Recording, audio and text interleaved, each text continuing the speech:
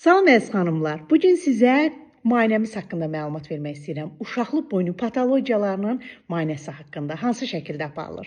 Əziz xanımlar, əgər sizlər pap test və HPV skrininq analizlərini, HPV genotip analizlərini verməmisinizsə, müayinəmizə gələn zaman ilkin olaraq pap testimizi və HPV analizimizi götürürük. Daha doğrusu HPV genotiplənmə analizimizi götürürük, daha sonra pap testimizi götürə bilərik və kolposkopiya müayinəmizi həyata keçirə bilərik. Kolposkopiya müayinəsinin pap testin toxumanı zədələyib zədələnməməsindən asılı olaraq dəyişəcəyini düşünürüksə, pap testimizi daha sonraki müayinəyə də saxlaya bilərik. Və daha sonra kolposkopiya müayinəmizi həyata keçiririk. Çünki kolposkopiya müayinəsindən dərhal sonra pap test və HPV genotip analizini götürmək düzgün hesab olunmur. Daha sonra kolposkopiya müayinəmizi aparırıq və kolposkopiya müayinəsində hər hansı bir dəyişiklik varsa biopsiya götürürük, elə kolposkopun nəzarəti altında. Və həmin biopsiya götürmüş materialın dəyərləndirməsindən sonra nəticəmizi qiymətləndiririk. Xanımlar soruşurlar ki, doktor, hara qədər müalicələr aparırsınız, bu müalicələri həyata keçirirsinizmi?